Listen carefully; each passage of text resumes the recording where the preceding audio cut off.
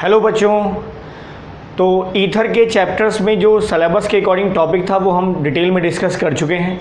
आज जो है ईथर के बारे में एक छोटा सा स्पेशल टॉपिक है and that is known as crown ether.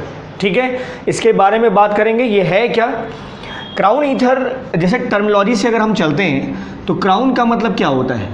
Crown means ताज, मुकुट, है ना।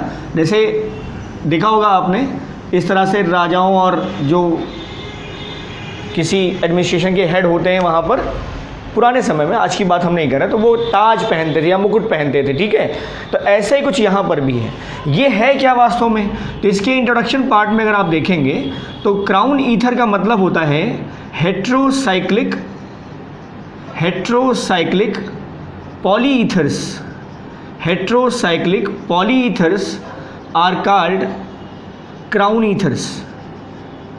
समझ रहे हैं बेटा? तो हेट्रोसाइक्लिक मतलब क्या होता है?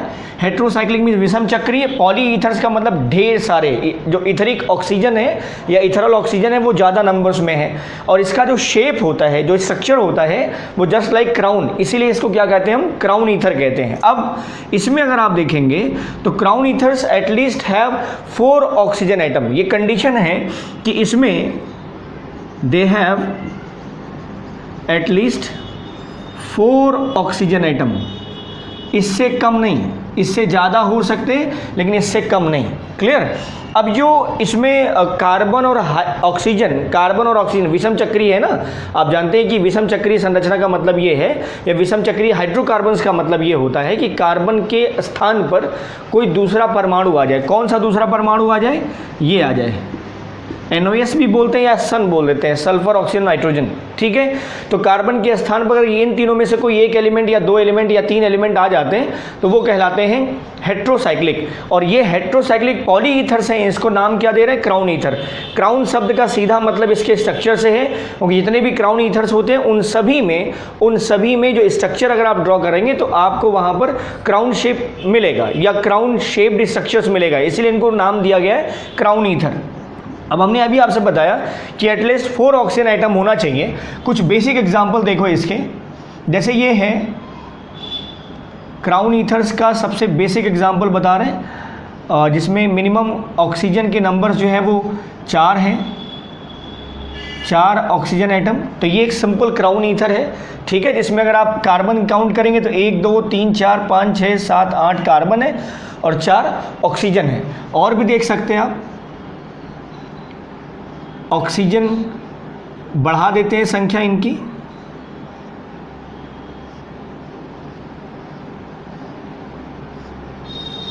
अब यहां हम कर दे रहे हैं, अब यहां देखो तो लगभग भैया 6 ऑक्सीजन। कितने हो गए बेटा? 1 2 3 4 5 6 ऑक्सीजन, और कार्बन हो गए 12। 1 2 3 4 5 6 7 8 9 10 11 और 12। ठीक है, ये जितने वर्टेक्स है सब कार्बन है, जितने वर्टेक्स हैं सब कार्बन, और सभी कार्बन के पास 2 हाइड्रोजन है। क्लियर? तो this is introduction about to crown ethers. अब इसका नॉमेनक्लेचर देखो क्या होता है। क्राउन ईथर्स में नॉमेनक्लेचर करने के लिए करते क्या है, हम 2 नंबर से 2 न्यूमेरिक वैल्यू का इस्तेमाल करते हैं। 2 न्यूमेरिक वैल्यू और बीच में लिख देते हैं क्राउन। 2 आंकिक अंकों का इस्तेमाल करते हैं और बीच में लिख देते हैं क्राउन। जो आगे वाला अंक होता है वो नंबर ऑफ कार्बन और नंबर ऑफ ऑक्सीजन की संख्या का योग बताता है। जैसे इसके लिए अगर आप देखें तो 1 2 3 4 5 6 7 8 कार्बन और 4 ऑक्सीजन, तो टोटल नंबर कितने हो गए बेटा? 12। ये ध्यान रखिए, नॉमेनक्लेचर बता रहे कि क्राउन ईथर्स, ये क्राउन ईथर्स की मेन डिफिनीशन थी, this the structure of crown ethers. और अब हम इसका नॉमेनक्लेचर बता रहे हैं कि how to name these crown ethers. ठीक है, तो अब इसमें total number of carbon, total number of atom except hydrogen, ध्यान रखिएगा, हम एटम की बात यहाँ कर रहे हैं तो सिर्फ कार्बन और ऑक्सीजन को काउंट करना है आपको। ठीक है, तो 8 कार्बन हो गए, 4 ऑक्सीजन हो गए, तो 12 कार्बन, तो ये हो गया 12 क्राउन 4। अब इसका मतलब क्या है? ये जो संख्या है ये कार्बन प्लस ऑक्सीजन की संख्या को बता रहा है, और ये जो है ये सिर्फ ऑक्सीजन की संख्या को बता रहा है। इसका नाम बताओ क्या होगा फिर? यहाँ पर 1 2 3 4 5 6 7 8 9 10 11 और 12 कार्बन और 6 ऑक्सीजन, कितने हो गए? 18। तो 18 क्राउन 6, ये इसका नाम है। इसका नाम क्या है बेटा 18 क्राउन 6, इसका नाम क्या है 12 क्राउन 4। अब यहाँ पर 18 क्या डिनोट कर रहा है, 18 डिनोट कर रहा है number of carbon plus oxygen atom, और ये 6 क्या डिनोट कर रहा है number of oxygen atom. Clear. इसको टर्मिनोलॉजी में हम कैसे प्रोनाउंस करते हैं ये भी देख लो। जैसे ये लिखा है ना 12 crown containing 4 oxygen, 12 crown containing 4 oxygen atom, ये इसका मतलब होता है। 12 क्राउन कंटेनिंग 4 ऑक्सीजन आइटम, इसका मतलब 4 ऑक्सीजन तो 8 क्या है कार्बन है। यहाँ आ जाओ, यहाँ 18 क्राउन कंटेनिंग, ये नाम है इसका 18 क्राउन, मतलब इस टर्म का ये मेन नाम है। इस टर्म का एक्सप्लेनेशन हम दे रहे हैं कि इसका मतलब क्या है। तो 18 crown containing 6 oxygen atom, 18 crown containing 6 oxygen items. Clear. तो ये crown ethers, this is structure and this is name. अब इसका यूज़ देखो होता क्या है।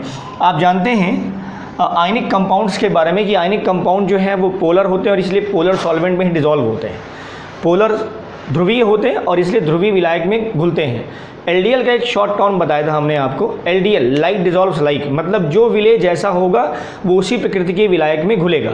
जो विलेय जैसा होगा, जिस प्रकृति का होगा वो उसी प्रकृति के विलायक में घुलेगा। ध्रुवीय विलेय ध्रुवीय विलायक में घुलेगा, अध्रुवीय विलेय अध्रुवीय विलायक में घुलेगा। अब आप जानते हैं कि जो एस ब्लॉक फर्स्ट की कंपाउंड है salt, lithium chloride, potassium chloride, sodium chloride, ये सब जो है मोस्ट इलेक्ट्रोपॉजिटिव एलिमेंट के सॉल्ट है। ये सब Na+, K+, Li+, इन सबको अगर हम ऑर्गेनिक सॉल्वेंट में घोलना चाहें तो ये पॉसिबल नहीं है। मतलब इन सबको हम ऑर्गेनिक, क्योंकि ऑर्गेनिक सॉल्वेंट जनरली क्या होते हैं नॉन पोलर टाइप के होते हैं, तो ऑर्गेनिक सॉल्वेंट में हम इन्हें नहीं घोल पाते। अब मान लीजिए हमें टास्क है कि हम इसे घोलना चाहते हैं, तो क्राउन ईथर्स वहाँ बड़ा हेल्प कर देता है। क्राउन ईथर्स जो है इन जो मोस्ट इलेक्ट्रोपॉजिटिव एलिमेंट्स हैं इनके साथ मिल करके एक प्रकार का इंक्लूजन कंपाउंड बना लेता है। क्या बना लेता है बेटा, इंक्लूजन कंपाउंड। जैसे कॉम्प्लेक्स कंपाउंड होते हैं वैसे ये इंक्लूजन कंपाउंड बना लेता है, और जिसमें इस इंक्लूजन कंपाउंड में अगर आप देखेंगे तो जो क्राउन होता है, जो क्राउन ईथर्स होते हैं they behave as a host, और जो ये मेटेलिक आयन होते हैं, मेटेलिक आयन ये they behave as a guest. समझ रहे हैं बेटा, ये जो है मेहमान की तरह कार्य करते हैं, मतलब ये आते हैं और जो क्राउन ईथर्स उन्हें सर्व करता है, मतलब मेजबानी करता है। तो इस इंक्लूजन कंपाउंड्स में जो क्राउन ईथर्स हैं they behave as a host, और जो मेटेलिक आयंस होते हैं लाइक Na+, K+, Li+, ये सब हो जाते हैं गेस्ट। और इस तरह का जो इंक्लूजन कंपाउंड है इसका जो नेचर होता है वो नॉन पोलर वाला होता है, और जब नॉन पोलर का नेचर होता है तो बड़ी आसानी से ऑर्गेनिक नॉन पोलर सॉल्वेंट में डिजॉल्व हो जाता है। अब देखो कैसे होता है ये, हम इसे हटा दे रहे हैं। अब देखो ये है जैसे Na+, K+ है ना बेटा, Na+, K+, Li+, ये सब आयन हैं। अब अगर इसके साथ हम इंक्लूजन कॉम्प्लेक्स दिखाएं तो ये एज अ होस्ट बिहेव करेगा, ये ध्यान रखना, ये एज अ होस्ट, हम इसी के बारे में बता रहे, तो इसी के साथ ये इसके साथ रिएक्शन दिखाएंगे तो ये होस्ट हो गया। ठीक है, तो ये एज अ होस्ट बिहेव करेगा, और ये सब जो हैं वो गेस्ट आयन की तरह बिहेव करते हैं। ठीक है, अब इसमें देखो क्या होगा इंक्लूजन कंपाउंड्स में, ये ऑक्सीजन, तो ये 12 क्राउन 4 हो गया ना, 12 क्राउन 4। अब इसमें ये जो Na+ आयन है ये एज अ गेस्ट हो गया, ये सब होस्ट हो गए, ये इसको डोनेट करेंगे, मतलब इसके साथ एक कॉम्प्लेक्स फॉर्मेशन कर लेंगे। अब क्या होगा, ये जो कंपाउंड बना है, ये जो कॉम्प्लेक्स बना है that is known as inclusion compound,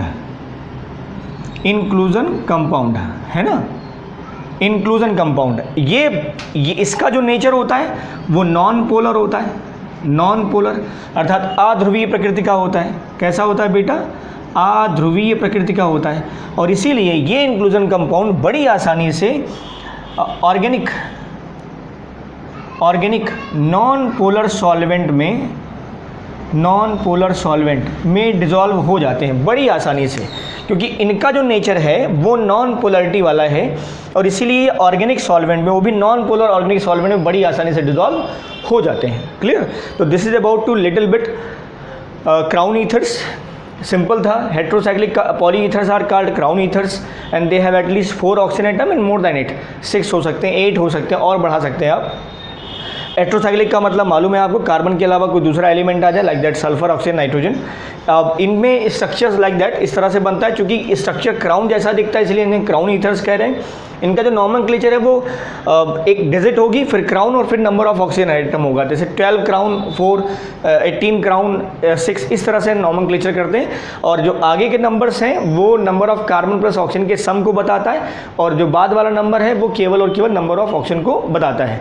uses क्या है? यूजेस सिंपल हैं कि जो आयनिक कंपाउंड है, जो मोस्ट पोलर कंपाउंड है, उन्हें हम ऑर्गेनिक सॉल्वेंट में कैसे डिसॉल्व करें, तो उसके लिए हमने क्राउन ईथर्स जो होस्ट की तरह बिहेव करेगा, और जो आयन है positive ion, they behaves as a guest, उनके साथ हम मिला करके उनका इंक्लूजन कंपाउंड बनाते हैं, और वो इंक्लूजन कंपाउंड का जो नेचर होता है वो नॉन पोलर होता है, और वो बड़ी आसानी से नॉन पोलर ऑर्गेनिक सॉल्वेंट में डिसॉल्व हो जाते हैं। तो this is very special topic for your competitive examinations as your ether concept.